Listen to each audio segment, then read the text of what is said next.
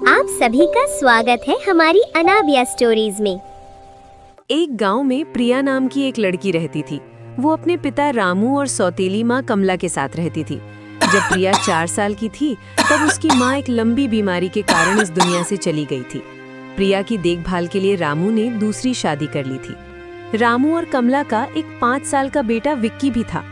कमला पहले तो प्रिया का अच्छे से ख्याल रखती थी, लेकिन विक्की के जन्म के बाद उसका व्यवहार प्रिया के प्रति बदल गया। रामू एक किसान था जो अपने खेतों में सब्जियां उगाकर बाजार में बेचता था। रामू के सामने कमला प्रिया से अच्छा व्यवहार करती थी, लेकिन पीठ पीछे उसे बुरा भला कहती थी। कमला, मैं बाजार जा रहा हूँ। इस बार टमाटर की अच्छी फसल हुई है। मुझे इस बार अच्छा दाम मिलेगा। अरे आपने इतनी अच्छी मेहनत की है तो फल तो मिलेगा ही। अच्छा, लौटते वक्त मैं प्रिया और विक्की के लिए कुछ कपड़े ले आऊंगा। अरे नहीं, प्रिया के पास तो पहले से ही ढेर सारे कपड़े हैं। अगर कपड़े लाने हैं तो विक्की के लिए ले आना, रामू ने कहा और बाजार चला गया। रामू के जाने के बाद कमला ने प्रिया से घर का सारा काम करवाना शुरू कर दिया। अरे प्रिया, बाहर जाकर सारे कपड़े धो, बहुत गंदे हो गए हैं। जी माँ जी, मैं अभी कपड़े धोने जाती हूँ, फिर बर्तन भी तो धोने हैं ना। हाँ, और पूरा दिन कपड़े धोने में मत निकाल देना।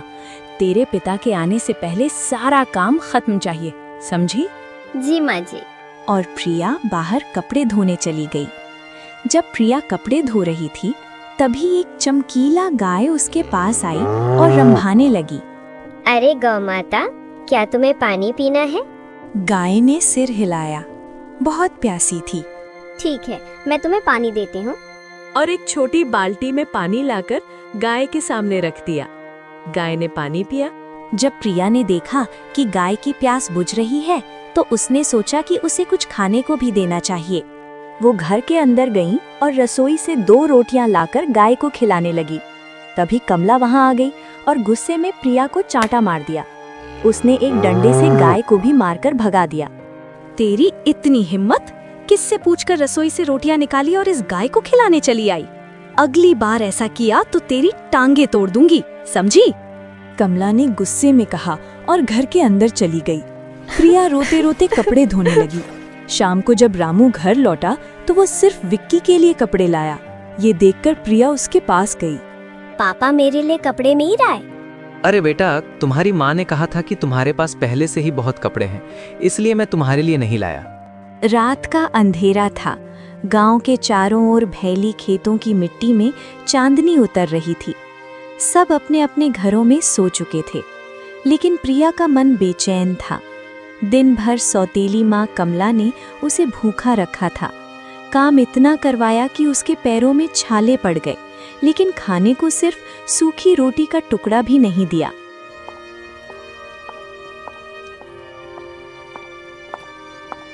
प्रिया चुपचाप घर के पिछवाड़े वाले कुएं के पास बैठी थी। उसकी आंखों से आंसू बह रहे थे। तभी उसे दूर जंगल की ओर से एक मधुर से घंटे की आवाज सुनाई दी।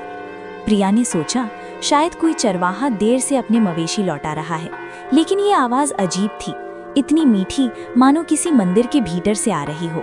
वो धीरे धीरे उठी और जंगल की ओर बढ़ने लगी। पेड़ों के बीच से गुजरते हुए अचानक उसकी नजर एक अद्भुत दृश्य पर पड़ी। चांदनी के बीच एक चमकीली गाय खड़ी थी। उसकी त्वचा मोती जैसी चमक रही थी और उसके सींग सुनहरे थे।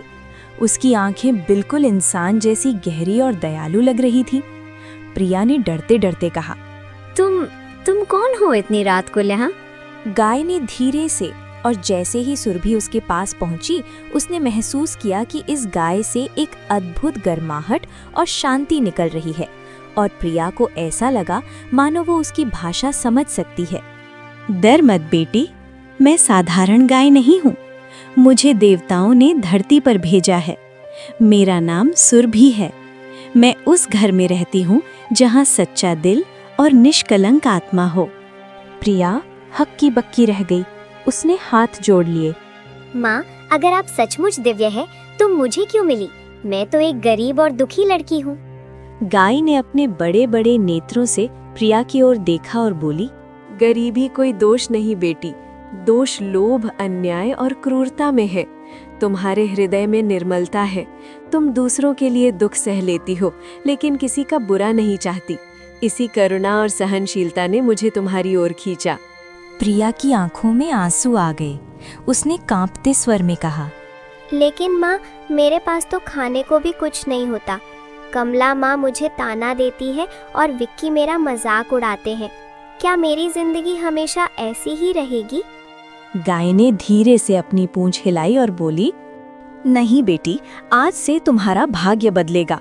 मैं तुम्हें वरदान देती हूँ, जब भी तुम सचमुच भूखी रहो या जब तुम्हें सच्ची जरूरत हो तो मुझे प्यार से पुकारना। मैं तुम्हारे सामने बैठकर अपने थन से दूध बहाऊंगी।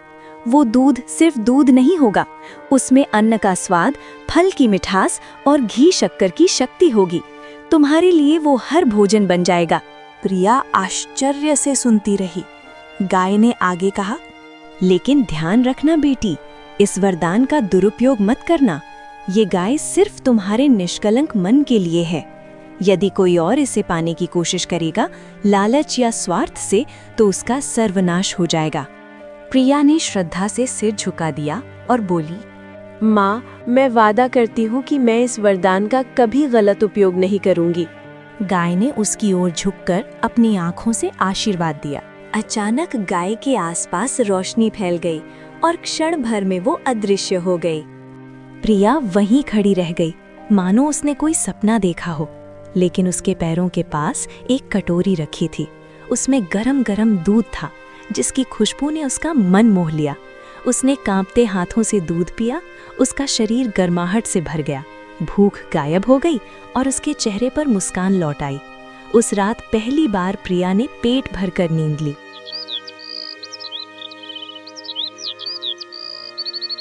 रामू के घर का माहौल हमेशा की तरह तंग और कड़वा था। कमला जोर जोर से चिल्ला रही थी, प्रिया कहाँ मर गई? पानी भरने नहीं जाना है क्या? ये लड़की तो बस आलस करती है। खाना चाहिए सबको, काम करे कौन? प्रिया ने कुछ नहीं कहा।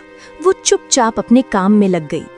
लेकिन जैसे ही वो कुएं पर पानी भरने गई, उसका मन बार बार पिछली रात की घटना को याद करने लगा। चमकीला जादुई गाय, उसका वादा और दूध का अद्भुत स्वाद, सब किसी सपने जैसा लग रहा था। उस दिन दोपहर तक घर में खाने को कुछ भी नहीं था। कमला ने आटा गूंथा ही नहीं था। उसने जानबूझकर भूखे सबको तड़पाया ताकि रामू उससे झगड़ा करे और गुस्सा निकाल सके। कमला, कुछ खाने को बना दे, हम सभी को भूख लगी है। जब घर में अन्न नहीं है तो मैं आसमान से उतारूं क्या? तुम्हारी कमाई बस रोटियों तक ही नहीं पहुंचती। प्रिया ये सब बातें सुन रही थी। उसके मन में एक आवाज गूंजी, जब सच्ची जरूरत हो तब मुझे पुकारना। प्रिया आंगन से निकलकर पिछवाड़े में गई और वहीं खड़ी होकर आंखें बंद कर बोली, माँ सुरभि, अगर आप सचमुच आई थी तो मुझे भूख से बचाइए। अचानक उसके सामने वही चमकदार गाय प्रकट हो गई। गाय ने प्रेम से उसकी ओर देखा और बैठ गई। उसके थनों से दूध बहने लगा, पर यह दूध साधारण नहीं था। जैसे कटोरी में गिरते ही वह दूध चावल, दाल, रोटी, सब्जी और मीठे में बदल गया। प्रिया आश्चर्य से देखती रही। उसने तुरंत एक बड़ा थाल भरा और घर के भीतर ले आई।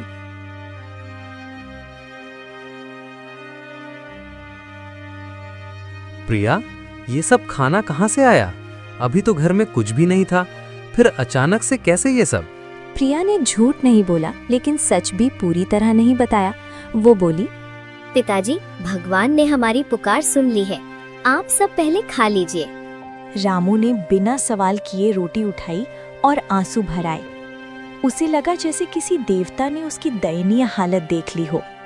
विक्की और कमला चकित रह गए। वे चुपचाप खाने लगे। कमला की आंखें संदेह से सिकुड़ गईं। उसने सोचा, ये लड़की जरूर कोई चाल चल रही है।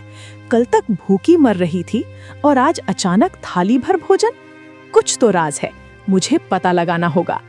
बेटी, तू मेरे घर की लक्ष्मी है। तेरे कारण आज हम सब ने अच्छा खाना खाया। तुम्हारा लाख लाख शुक्र है बेटी। आज तूने जो किया है वो तुम्हारी माँ ने कभी नहीं किया। पिताजी, ये सब मैंने नहीं किया, ये सब तो ऊपर वाले की कृपा है। लेकिन कमला का मन जलने लगा। उसे लगा जैसे उसके हाथ से घर की सत्ता छिन रही हो। उस रात कमला ने सोते सोते मन ही मन योजना बनाई। ये लड़की आज अचानक से खाना कहाँ से लाई होगी? मुझे इस लड़की पर नजर रखनी होगी। ये कहीं ना कहीं से चोरी कर रही है या फिर किसी टोने टोटके का सहारा ले रही है। अगर इसका राज मेरे हाथ लग गया तो मैं सारा लाभ खुद उठाऊंगी। इधर प्रिया अपने बिस्तर पर लेटी थी और मन ही मन सोच रही थी। माँ सुरभि, आपका बहुत बहुत धन्यवाद। आपने आज मेरे पिताजी और परिवार को भूख से बचाया। मैं आपका वचन निभाऊंगी, कभी लालच नहीं करूंगी। उसकी आंखों से चमकते आंसू गिर रहे थे।